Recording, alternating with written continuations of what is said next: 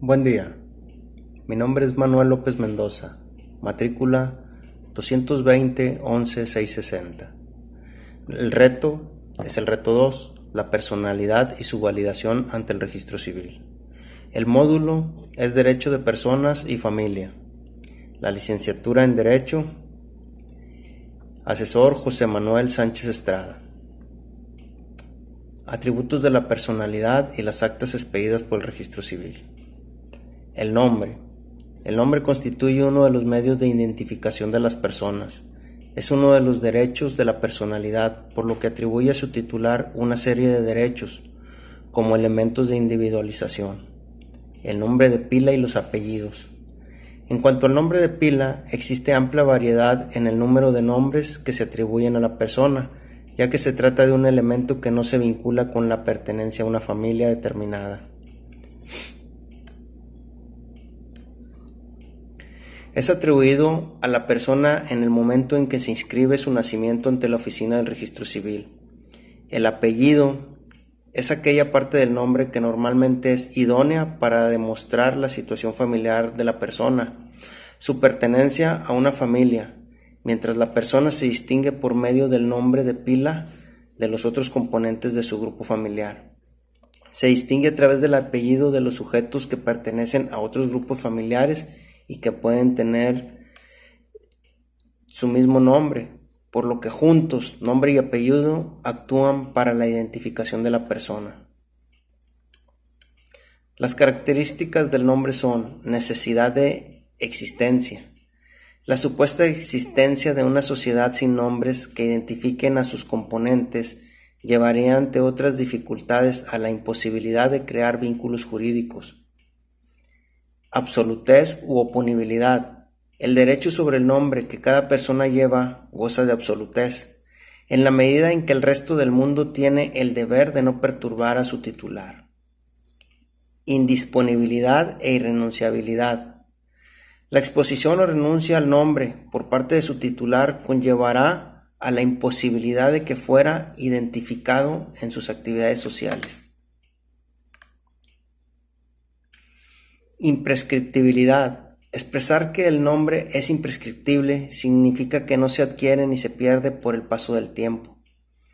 Estabilidad. La función individualizadora del nombre quedaría frustrada si cada individuo pudiera cambiárselo a su placer. El nombre se encuentra inscrito en actas de nacimiento, actas de matrimonio, actas de divorcio, actas de defunción. El domicilio.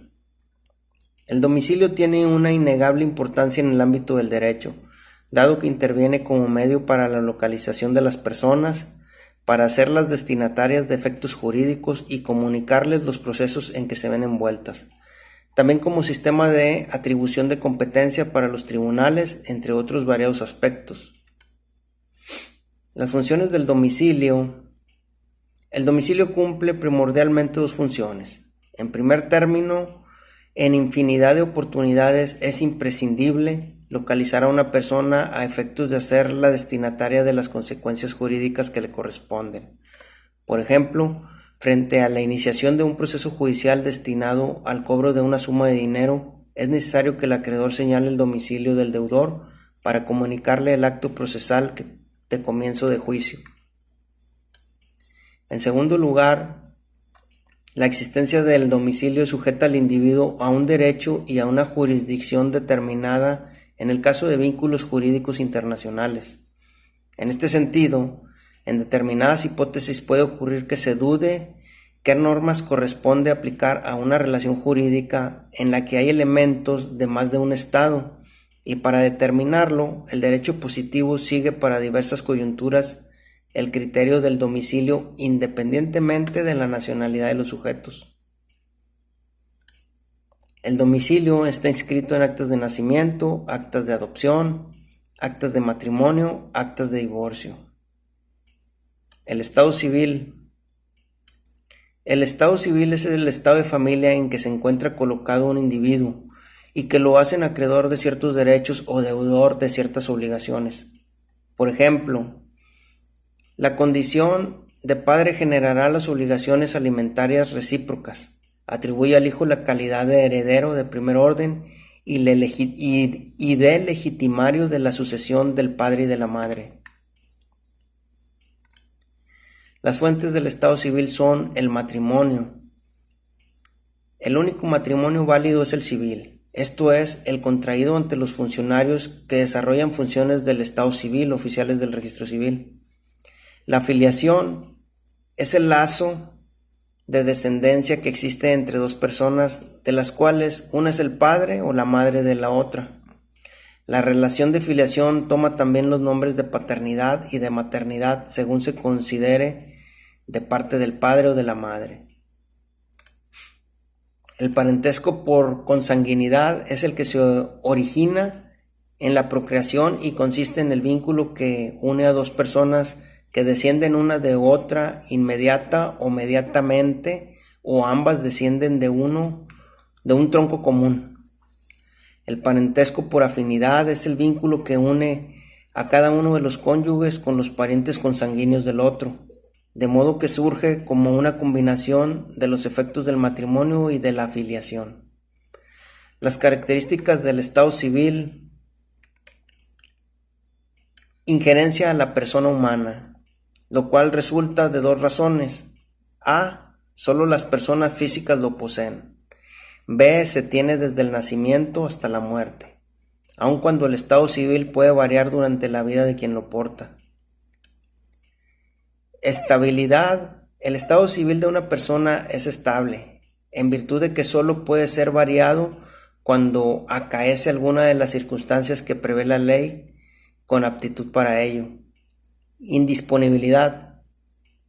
Los estados de familia son indisponibles, inalienables e intransmisibles, en el sentido de que en principio quien tiene atribuido un estado civil determinado es impotente para modificarlo con su sola voluntad. Irrenunciabilidad. Todo lo relativo al estado civil de las personas es irrenunciable negocialmente. Imprescriptibilidad. Las acciones que lo protegen son en principio imprescriptibles debido a que están colocadas fuera del comercio. Extrapatrimonialidad. El estado civil es un atributo extrapatrimonial que no puede ser evaluado económicamente. El estado civil se encuentra inscrito en las actas de matrimonio, actas de defunción, por ejemplo. La capacidad. Diferencias entre las capacidades jurídica y de obrar. La capacidad jurídica es la aptitud para ser titular de derechos y obligaciones o para ser destinatario de efectos jurídicos que corresponde a todo ser humano. Por tanto, no puede existir una incapacidad jurídica general, a diferencia de lo que ocurría en la antigüedad, por ejemplo, con los esclavos. Por otro lado, la capacidad de obrar es la posibilidad de producir efectos jurídicos con la actuación de la propia persona. Es la capacidad para realizar el acto jurídico por sí mismo. Atendiendo a su capacidad y en orden descendiente respecto a sus posibilidades de actuación, es posible distinguir los siguientes grupos de sujetos. Capaces plenos o absolutos son aquellos mayores de 18 años que no padecen alteraciones mentales que los transforman en dementes ni caen dentro de los sordomudos incapaces. Capaces limitados, dentro de estos cabe incluir a los menores, los casados, viudos o divorciados. El estatuto jurídico que se establece para estos sujetos aplica también a los menores puberes solteros. Incapaces relativos son los menores solteros. Incapaces absolutos son los dementes y las personas sordomudas que no pueden darse a entender por escrito ni mediante lenguaje de señas. El acta de matrimonio da cuenta de la capacidad jurídica de la persona al contar con características que le permitan contraer matrimonio. Eso es todo. Gracias.